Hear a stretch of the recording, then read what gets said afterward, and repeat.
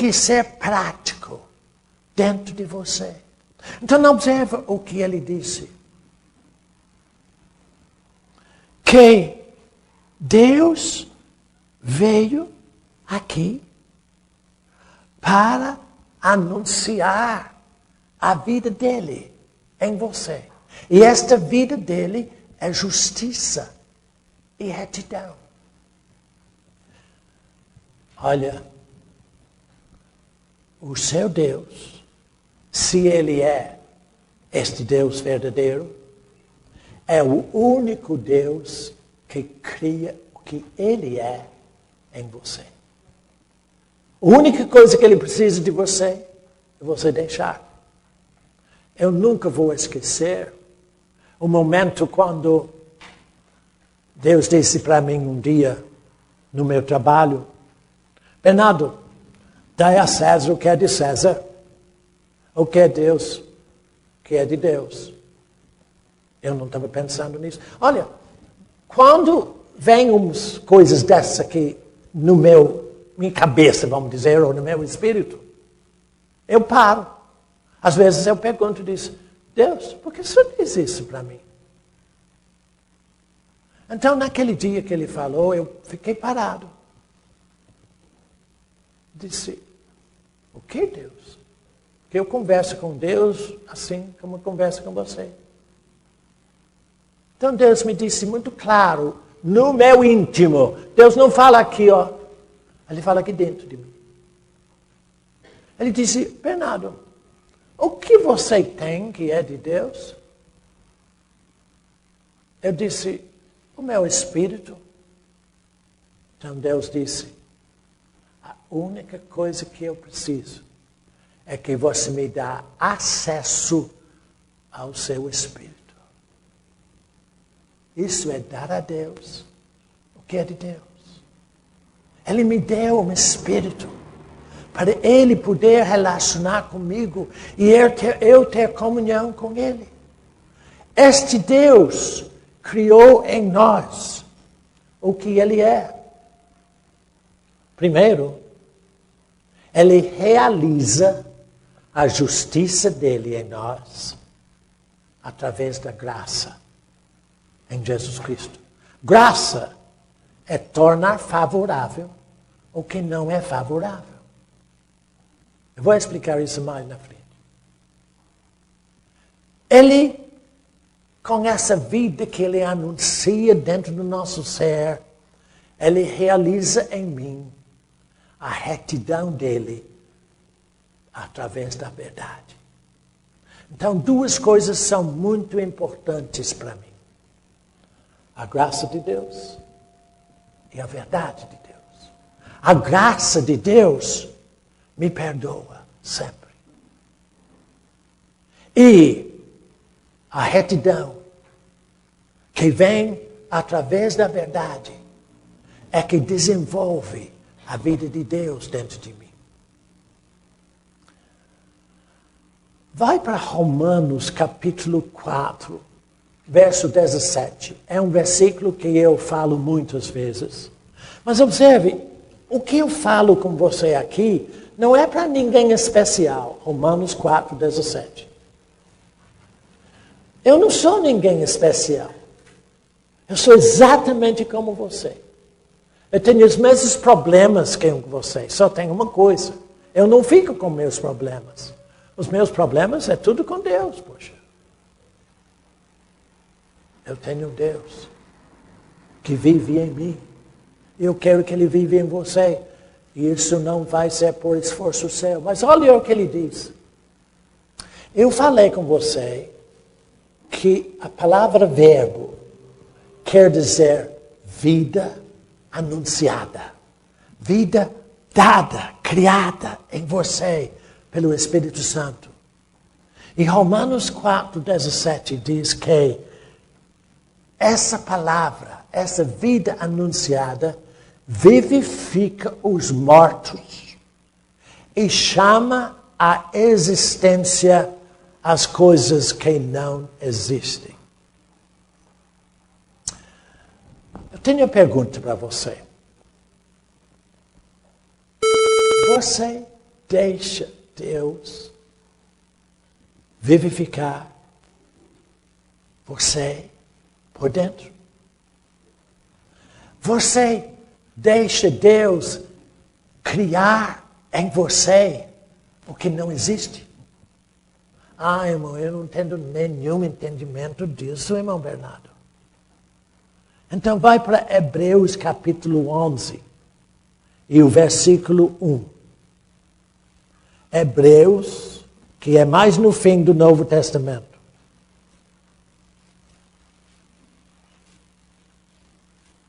Eu vou mostrar como é que Deus vive em você pela fé. Hebreus 11, 1. A fé é Deus. A fé é a substância de coisas que se esperam.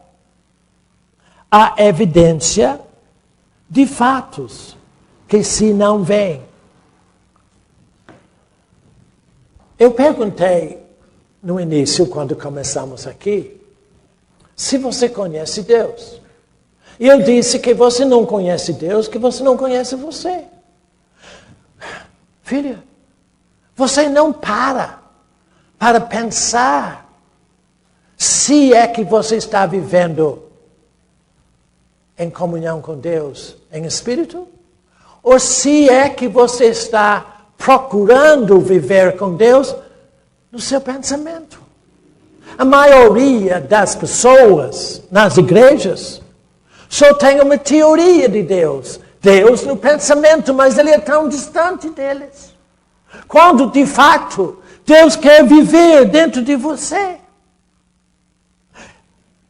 Em Romanos, ele disse que esta vida que ele anuncia para você, vivifica mortos. Não é os mortos no cemitério, não. É os mortos sentados ali, ó. Você às vezes se sente assim, ei, eu não sei nada que esse camarada está falando. Por quê? Por quê? Porque eu estou vivendo, talvez, de uma forma diferente de você. Você está ainda procurando conhecer o Evangelho no raciocínio negativo. Não é por inteligência. Não é por o que você pensa. Mas é por o que Deus diz dentro de você. E como eu disse, você diz para mim que não diz nada dentro de mim. Ele diz. Mas você é tão surdo que não escuta. Você não para. No seu corre-corre de todo dia. Entende? Minha irmã me ligou. Um dia desses aí. E estava queixando de uns problemas. Porque ela é nova em termos de uma vida no Espírito. Ela saiu de uma igreja de religiosidade terrível, onde ela tinha que cumprir isso, e cumprir aquilo, e cumprir outra coisa. E ela viu que não estava cumprindo as coisas direito, e o dirigente estava sempre chamando ela a atenção, que você não faz isso direito e tal. Então ela estava arrasada. Mas eu comecei a ajudar a ela, e ela começou a viver em Deus. Mas de vez em quando ela liga para mim e diz assim, como vai, irmã? Bom, irmão sabe, ela não quer mentir não e dizer que está ótima, porque ela estava rodeada de um monte de circunstâncias adversas. Falei, filha, para um pouquinho. Você precisa entender uma coisa. Mudar de viver em você e deixar Deus viver em você é uma mudança muito grande. Porque quando você vive em você, do seu jeito, as circunstâncias ficam tão grandes que você não vê Deus mais. As circunstâncias, os problemas são maiores do que Deus. Mas agora, vai lá no seu quarto, fique quietinho, vai orando em línguas, e vai começar a agradecer e louvar a Deus, porque Ele enviou Jesus Cristo para você. E suas circunstâncias vão diminuindo. Ou seja, pode parecer que estão aí, mas seu Deus é maior que a circunstância. Porque o seu Deus cria o que não existe. Hebreus 11 diz assim, que a fé que Deus deu a você é a substância das coisas que você espera. A evidência de fatos que não veem.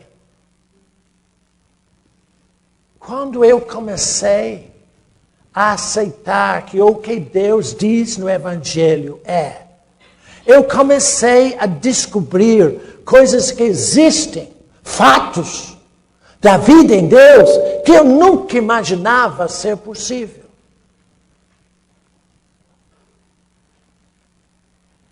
E o verso 10 de 1 João, e eu vou voltar para isso amanhã, diz assim, o verbo, o Deus querendo falar, estava no mundo. E o mundo foi feito por intermédio dele, mas o mundo não o conheceu. Por quê? Para a maioria de nós, Deus é apenas uma concepção, um conceito, que temos muita dificuldade de aceitar. Então, por causa da nossa falta de fé, nós dizemos, Deus é muito maior e bom. Eu não posso conhecer. Ele é maravilhoso. Ele é maravilhoso. E fica nisso. Isso não é louvar a Deus não, viu? Isso é dizer a sua incredulidade. Deus é muito simples. Os irmãos que me conhecem sabem que eu tenho uma série de revistas em quadrinhos para crianças. Quando Deus disse para mim uma vez, Bernardo, eu quero que você desenhe e faz quadrinhos. Eu não sou desenhista, não sei desenhar nada. Para as crianças. Aí eu fui fazendo, se Deus diz assim. Escute aqui. Se Deus disse para mim, faz assim, eu posso fazer. Porque a capacidade é dele. Se ele disse, ele é a capacidade, não sou eu. Então eu comecei a desenhar esses negócios aí. Somente quando eu tinha feito talvez uns 30 revistas em quadrinhos, que eu comecei a entender por que Deus disse isso. Não foi por causa das crianças, foi por causa do Bernardo. Por quê? Porque a minha vida toda foi na região acadêmica, nas universidades. E eu tinha tudo intelectualmente de Deus e eu não sei o que mais. Mas quando eu tinha que simplificar a coisa para a criança, eu comecei a descobrir que Deus é muito simples. É tão simples que até uma criança pode entender. E Jesus tinha dito isso. Ele disse para os discípulos uma vez, exceto que você se torne como este menino. Não vai nem ver, muito menos entrar no reino de Deus. Para você conhecer a Deus, você tem que ser tão burro, tão simples, que o que Deus diz ponto final. Mas como é que isso funciona na prática, irmão Bernardo? Bom, eu vou lhe mostrar como é na prática, na minha vida. Está escrito aqui no Evangelho. Quer saber? Não, né? Bom. Então, 2 Coríntios, capítulo 4, verso 18. 2 Coríntios, capítulo 4, verso 18.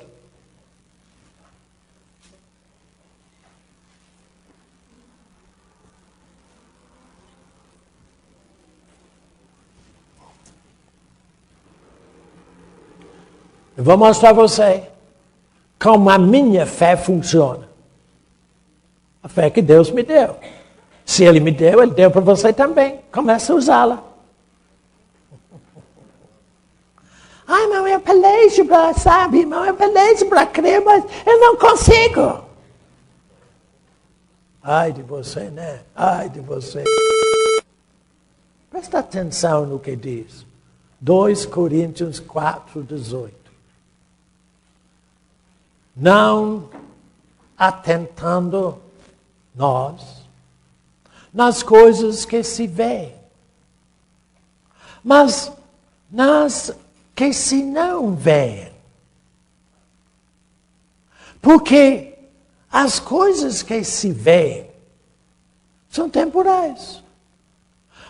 E as que se não veem são eternas. E a sua cabeça faz assim. Como é que pode ver o que não se vê, ué? Isso que você está pensando. Como que pode atentar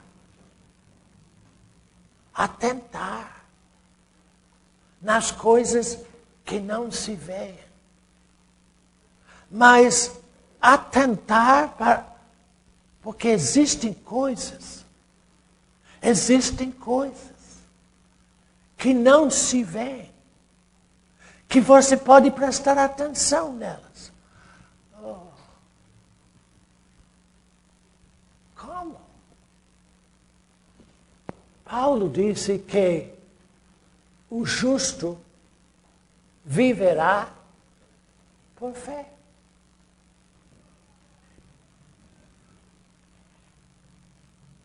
Como que se arruma fé? O meu irmão me ligou semana passada e disse, irmão, eu tenho uma senhora aqui que ela está morrendo de câncer. E eu já falei com ela que você saiu do câncer só por fé. Então eu quero levar ela lá para conversar com o senhor. Porque eu acho que a tua fé vai inspirar fé nela, não vai? Irmão,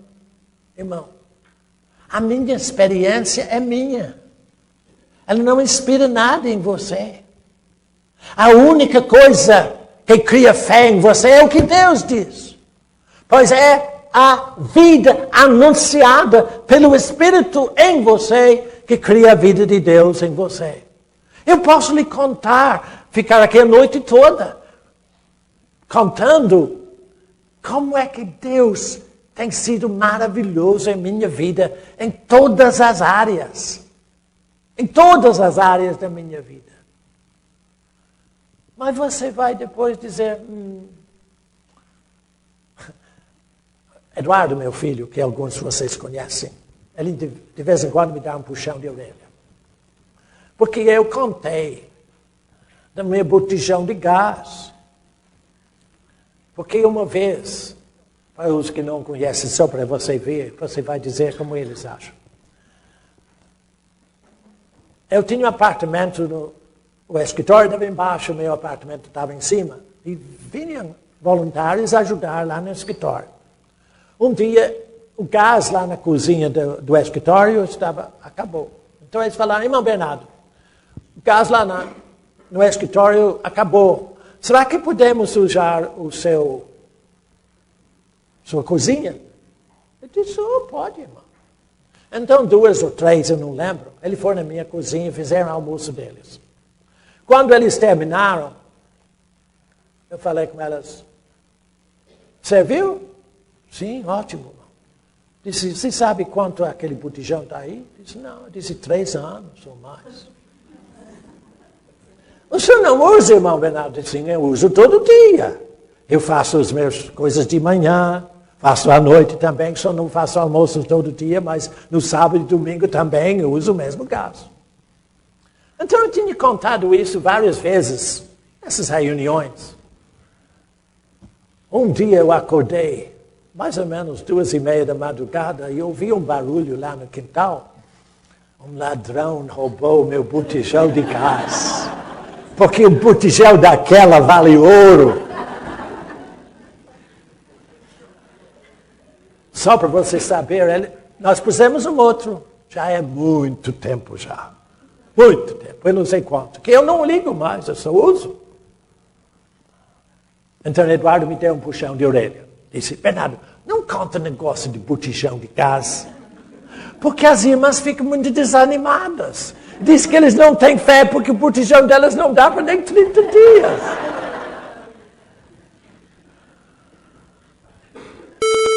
Eu falei com você. Você é o que você crê que é. Hoje cedo, quando eu fui acender o gás para fazer a coisa de manhã, antes de pegar o avião, você acha que eu fico olhando ver se tem gás? Não. Eu sei que tem gás. Por quê? Porque, meu Deus, não falha. E se ele falhar? Ele não pode. O meu Deus, que é o teu Deus, é o Deus que fez os corvos levar carne e pão de manhã e à noite para o profeta. Você conhece corvo? Qualquer minhocazinha que ele ver, ele engole. Mas Deus diz, você não engole essa não, leva para meu servo. O meu Deus é este. Quando eu comecei com vocês hoje a dizer, eu quero saber de você se você conhece Deus. E então eu disse, você não conhece Deus, porque você não conhece você. Porque você não vive segundo o que Deus deu a você condição de viver. Ele deu a você condição de viver no corpo, segundo a alma ou segundo o espírito. Mas se você não tiver vida segundo o espírito, Deus não pode viver em você, porque Deus é espírito. É necessário que você aprenda a instruir o seu modo de pensar, o seu modo de sentir, segundo o seu espírito. Isso é Salmo 103. Salmo 103 ou 102 no católico diz assim, bendize a minha alma ao Senhor. Por quê? Porque a nossa alma não pode se relacionar com Deus. Você não pode relacionar com Deus no pensamento. Você não pode se relacionar com Deus nas suas emoções. Aleluia! Eu não estou criticando ninguém. Estou procurando mostrar a você que a única maneira de você se relacionar com Deus e conhecer a Deus é no seu espírito. Mas eu não sei se eu tenho espírito, eu nunca vi. Não, eu sei. O que ele diz aqui? Não atentando nós nas coisas que se veem, mas nas que se não veem. Quando eu comecei, eu disse, eu quero que você saiba que o mesmo Deus que criou tudo, que é o Verbo, ou seja, a vida anunciada, porque tudo o que Deus diz é vida.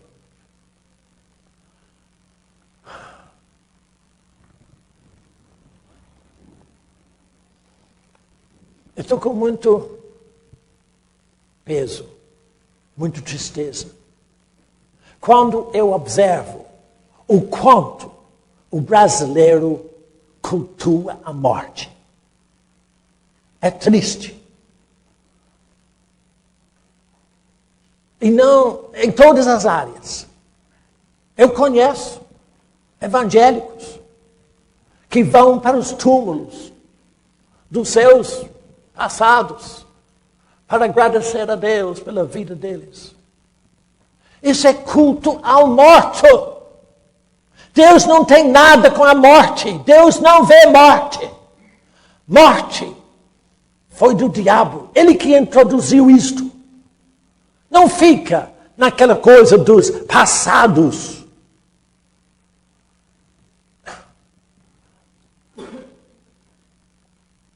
Eu estive no Japão. Talvez o pior país em termos espirituais que eu conheço muitos, é o Japão, por causa do culto aos espíritos passados. Eles têm um peso horrível sobre o país inteiro. Nem na China é assim. Por quê? Porque Deus não nos fez para a morte, Ele fez para a vida. Uma pessoa me perguntou, só para os que me conhecem melhor, me perguntou a respeito dos que dormem em Cristo. Disse que eles estão no limbo. Não tem nada disso, não. Não tem nada disso, não. Aliás, sábado passado, quando eu estava com esse grupo grande, onde eu falei na fazenda, tinha uma senhora sentada perto de mim, e eu conversando do jeito que eu converso. Ela me parou num momento e disse assim, o senhor crê em karma, não crê? Eu disse, não, senhora. O senhor não crê? Eu disse, não. Por que o senhor não crê? Ela ficou brava. Disse, porque não existe, senhora. Como que não existe? Porque Hebreus 9, 27 diz assim, é ordenado ao homem morrer uma única vez. Depois disso, o juízo. Vocês, às vezes, têm umas ideias, doutrinas, que são de morte, gente. Então, essa senhora queria saber os que são naqueles que dormem em Cristo. Eu disse, dormir não é ficar apagado, inconsciente. Dormir em Cristo é não ter mais necessidade de exercer a fé. Logo que você aparecer, olha, quando você fechar o olho aqui, eu não gosto desse termo, mas você vai entender isso. Porque, olha, aquele que está em Cristo Jesus nunca morre. De qualquer maneira, todos vocês têm uma vida eterna, ou longe de Deus, ou em Deus. A opção é sua. Mas que você, morte no Evangelho não é deixar de existir. Não é ir para o cemitério. Entende isso? Ninguém deixa de existir. Ou você continue a vida para sempre com Deus, ou sem Deus. Então, quando você fechar o olho aqui, imediatamente, você está na presença de Deus vivo. Aqueles que estão em Cristo estão na presença de Deus. E o que é mais bonito do que tudo é que você pensa que esteve sempre lá. Você vai sentir em casa. Não vai achar nada estranho. Vai dizer, que maravilha! Não vai. Você já ouviu essas pessoas saber do longo túnel, né, escuro, e que lá no fim tinha uma luzinha, e tinha as flores maravilhosas. Que coisa horrorosa. Não tem nada disso, não. Quem está em Cristo vivo tanto aqui quanto lá. Você vive sempre. Agora, a beleza é que quando você está na presença de Deus, esqueceu de tudo isso aqui. Você não tem lembrança. Não fica pensando que a minha mãe está vendo como é que eu estou servindo Deus aqui na terra. Minha mãe não, ela está na presença de Deus. Entende o que estou dizendo? Não tem lembrança disso agora. Aquele que morre sem Cristo é triste. Porque ele lembra tudo que ele rejeitou aqui. Isso é Lucas capítulo 16. Se vocês querem saber a diferença entre o rico e Lázaro. Para terminar, só para hoje. Porque amanhã cedo eu vou mostrar o que esse verbo fez aqui na terra. Você lembra? Que eu tenho procurado mostrar que ele criou tudo por sua palavra, que ele cria vida. Ele veio aqui para criar vida. Mas o primeiro capítulo de João mostra-nos as diferentes maneiras que ele aqui cria vida em você, se você quiser. Se você crer. Deixa que ele faz. Eu disse que sem fé é impossível agradar a Deus. Porque é só por fé que Deus pode viver em você. Então ele disse que a maneira prática é não prestar atenção nas circunstâncias, não prestar atenção nos seus medos e seus problemas, mas presta atenção que você tem um Deus que cuida de você e que mantém tudo sob controle para você, se você deixar. Como é que eu deixo, irmão? Presta atenção no que ele diz aqui dentro de você, em seu espírito. Porque lembra que Jesus disse, João 10:10, eu vim para que você tenha vida, e vida em abundância. A abundância que Deus pode fazer em você e viver em você só depende de você aceitar. Eu não entendo o que eu falo. Eu aceito o que Deus me diz. E isto, pronto.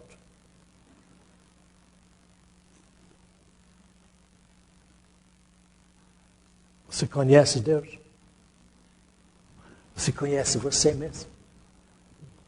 Primeiro, filho, se você conhecer Deus, Ele vai mostrar como você pode ser, se você deixar. Mas é tudo por fé em Jesus Cristo. Nenhuma obra. Você não pode o ajudar em nada. Muitas pessoas que ligam para mim erram, porque eles fazem isso. Eles fazem assim. Irmão, o senhor ora para mim, irmão? Oh, quem sou eu para orar para alguém? Eu tenho bastante dificuldade em orar para mim. Sabe de uma coisa? Eu não estou aqui para cuidar de você, não. Eu estou aqui para cuidar de mim. Porque se eu não viver o que eu estou dizendo a você, não vale nada para você também. Mas você sabe, ainda que não me conhece, mas você sabe que o que eu estou dizendo é isso que eu vivo. Essa é a minha vida. E então eles ligam para mim. Oi, irmão, ora para mim. Eu disse, eu vou orar e agradecer a Deus por este privilégio de estar com você. Porém, quem faz tudo para você é Deus. Ele é bastante competente e não precisa da tua ajuda. Sabe o que eles fazem? Eu tinha uma senhora uma vez. Ela veio para eu orar para ela. Eu disse, eu não vou orar para a senhora, não. Mas eu tenho câncer no estômago. Eu estou morrendo. Eu disse, pois não, morre. Se quiser. Eu orei por ela. No outro domingo, ela veio de novo. Eu disse, o que você está fazendo aqui? Ela começou a chorar. Ela veio para orar para mim. Eu disse, não vou orar na senhora. Eu não orei para a senhora. Orou. Então, por que você está aqui de novo? É porque eu sei porque você está aqui de novo, eu falo com ela. Porque você quer que todo mundo veja você. Sabe o que essa senhora fazia? Ela morreu, claro. Sabe o que ela fazia? Depois que eu orava para ela, ela ia para casa e pegava um facão e cortava uma folha de bananeira, botava o pé em cima e cortava ao redor. Pegava aquela sola de bananeira e botava no chaminé. como para proteger a ela do câncer. Misticismo puro. E vocês também têm muito misticismo, né? Ela não passa embaixo da escada. E aquele de quebrar o espelho e o gato preto e todas essas coisas. Não, filha. Vida em Deus não é essa, não. Vida em Deus é liberdade. Você é livre.